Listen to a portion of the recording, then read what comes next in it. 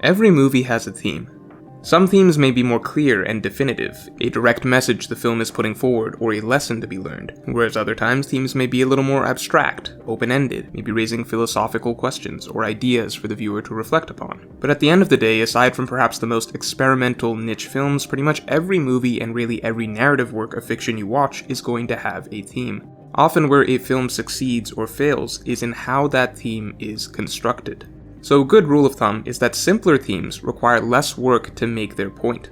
For example, The Avengers is about working together, which is why it really just needs to check off as many character moments as necessary to show that teamwork equals good, beyond which it is free to succeed as a fun, action-packed blockbuster for the remaining 90% of it. On the other hand, a film like Watchmen tackles ideas like nihilism, utilitarianism, patriotism, and so on, that are difficult to really do justice to in 160 minutes while also delivering on tons of superhero action, which is why even if it is still a well-liked film by many, it is not universally considered a masterpiece like the original graphic novel, which took a lot more time constructing a larger, more layered narrative to develop its ideas. So then, how does a great film construct a heavier thematic message? Well, obviously there is no single, quote-unquote, right way to approach this, but as a quick case study as to how it can be done, let's look at Rashomon by Akira Kurosawa, the movie with the most elegant construction of its thematic argument that I have personally ever seen. Now, Rashomon raises worrying questions regarding human nature as well as the nature of justice. Heavy ideas to tackle, but it's the manner in which it leads the viewer down a sort of rabbit hole to get to that discussion that is masterful. It starts simply enough. A humble woodcutter explains to a stranger that he has witnessed something terrible this day, something that seems to have shaken his entire worldview. You see, earlier, the woodcutter found the body of a murdered samurai in the woods. After he found the body, there was a trial, where the murderer was discovered to be a bandit. As it turns out, the noble samurai had been walking through the woods with his beautiful wife, a happy couple that fell victim to this evil bandit, with the samurai ending up dead. Now that's obviously unfortunate, a cold-blooded murder of an innocent man, but why is the woodcutter so broken by what he witnessed? Well, here is where we begin our descent down the rabbit hole, as we start to hear from those involved. The incident in the woods involved three characters: the evil bandit, the noble samurai, and his beautiful wife. During the trial, the bandit first tells his version of what happened. The bandit saw the happy couple in the woods. There was the noble samurai and this beautiful vision of a woman, veiled in white, seemingly a goddess, the samurai's wife. The bandit was captivated by her, he had to have her. He confronted the couple, and through trickery he was able to tie up the samurai, and then raped his wife in front of him. After that, the bandit released the samurai, engaged him in an epic duel, and finally killed him. Now, what do you think of this story? An evil, crazy bandit came upon an innocent couple in the woods, and they suffered from rape and murder. Good people falling victim to evil. A sad reality of this world, but nothing shocking, right? But then we hear a different version of the story. The wife was also at the trial, and she claims that yes, she and her husband were traveling through the woods. Yes, they came upon a bandit who tricked them. Yes, her husband was tied up, and yes, she was raped. But according to her, after that, the bandit left. There was no epic duel.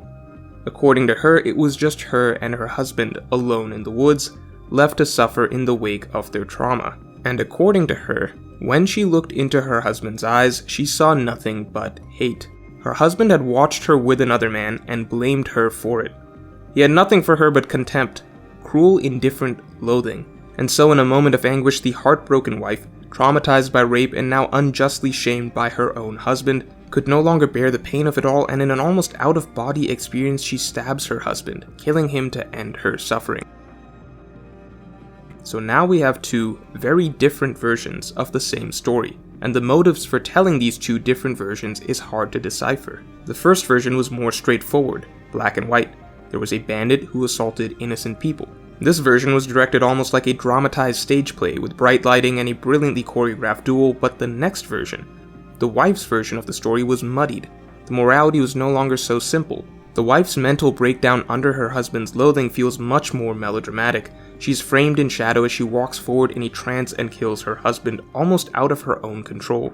The seemingly innocent wife turns out to be a murderer, but after being raped by the bandit and condemned by her husband, we still end up empathizing with her the most, and at the very least, she and her husband now both seem like more morally gray, flawed human beings. We don't yet know which version is the truth, we don't yet know what the film is trying to say, but we get the sense that there is a larger point we are being led to. And then the woodcutter tells us that the trial ended with a third, even more surprising account. The dead samurai himself got to tell the truth of what happened through the use of a spiritual medium. The medium channels the samurai's spirit, allowing the dead samurai to speak through her to tell the court what really happened. So here it seems like the truth of this death should finally come out, and put to rest all lies. The close-ups of the medium's haunting face, the hypnotizing movements, the bleak gray background, the ravaging wind blowing through all invoke a sense of mythic grandeur that the previous accounts lacked, as though this is the powerful final movement of the story, where justice will prevail, where the truth will speak from beyond the grave. Yes, the bandit tricked them and tied him up. Yes, the bandit raped his wife in front of him, but you know what happened next. His wife got up and cared only about her own honor. She immediately decided that the bandit was now her new man, that she was going to abandon her husband, and what's more, to make sure that no one finds out that she has been with two men, which would be dishonorable for her, she heartlessly, selfishly demands the bandit kill her helpless captive husband. Here we see that even one as seemingly innocent as the wife can be capable of such wicked, inhumane acts of evil.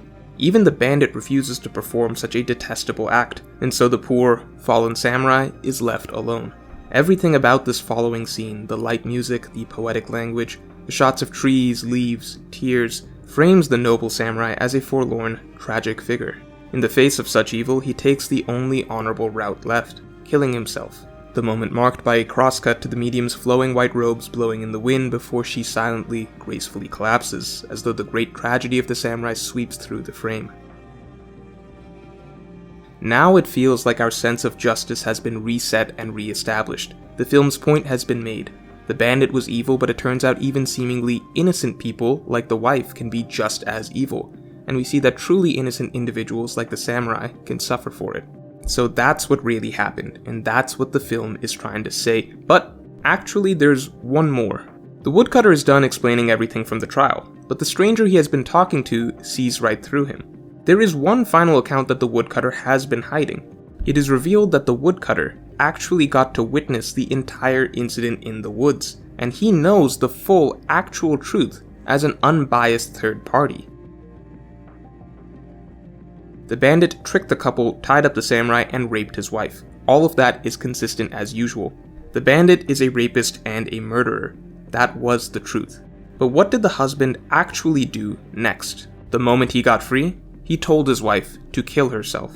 Her rape meant nothing to him. He simply refused to be with a woman who had been with another man, and he was ready to abandon her then and there. The noble samurai was in fact a petty, cold-hearted bastard. That was the truth. But then what did the wife do next? She selfishly goaded the two men to fight to the death afterwards, shaming them for their cowardice, instigating a murder for no reason other than to preserve her honor, not caring if her own husband survived or the wicked bandit, so long as there was only one man left for her, and her dignity was untouched. The pure, beautiful woman was a self-centered manipulator. That was the truth. Essentially, this final account takes the ideas expressed so far a step further, into the harshest possible truth. Not just that humans can be selfish and petty, but that all humans are selfish and petty. That all it takes is the right circumstance for everyone's masks to be stripped away. Everyone's true colors are revealed out there in the woods. And so in stark contrast to the samurai's majestic tale, this final version is not directed like some grand tragedy of right and wrong, good and evil, but rather as the ugly truth. Naked and bare, plain and inglorious. The wife, originally portrayed as a goddess of a woman, is here just a pale, sinister figure surrounded by darkness and shadow, goading the men to fight. The noble samurai seems like a pathetic, cowardly little man. Even the bandit's supposed epic victory in the duel is in fact a sorry, clumsy affair that happens to end with a lucky win for him. So consider how Rashomon led the viewer to a depressingly dark conclusion, slowly taking us from a classic depiction of good and evil, bad guys and victims, to the idea that even the innocent victims may actually be a little morally gray, to the idea that the innocent may actually have deep-seated evil within them, to finally the idea that everyone has evil within them and that every human's evil will come to light when the right situation arises. And furthermore, every lie along the way shows the lengths that humans will go to hide this true nature, trying to make others believe we are good at all costs. That is elegant thematic construction. It's not just telling us these ideas, it's using storytelling and creative scene direction to push and pull at our beliefs and our emotions until we are ultimately led to the main point. Yes, these ideas are expressed through dialogue as well, but these cynical musings about the nature of man initially have no weight at the start of the film. They only gain weight as the story gradually proves this depressing philosophy to be correct. And even after hearing the final true account, just when you want to protest and say that no, this is still absurd, not all humans are selfish, the trio in the woods were simply the worst of us, we get one final reveal. The reason the woodcutter did not speak up and tell his account in the first place, the true account from the start, was because after witnessing the rape, after witnessing the murder, after seeing the depths of human depravity, what he actually did next was sneak in and steal a valuable dagger from the body of the dead samurai. The woodcutter could have told the court the truth of everything that he had seen during the trial, but instead he chose to claim that he had found the body later, so no one would know that he was actually a dirty thief who robbed a dead man. Our own narrator all along, the seemingly good-hearted, humble woodcutter, was just as much a selfish liar as the rest. And with this moment, even our faith in the woodcutter is broken, and it simply seems true. Human nature at its core is something to be ashamed of. The entire film is a masterclass in forcing one to re-examine perspectives. And to be clear, I'm not advocating for the conclusions Rashomon seems to reach, just that it constructed its ideas flawlessly. Even the film itself seems wary of such a dark conclusion, choosing to end with the woodcutter somewhat redeeming himself by taking in an abandoned baby, though this does seem somewhat tacked on simply for the sake of not ending on such a dark note. But the point is not so much what is being said throughout the film, but how it is communicated in a manner that feels impactful. So if you enjoyed this video, then definitely like, comment, and subscribe for more videos like this every week.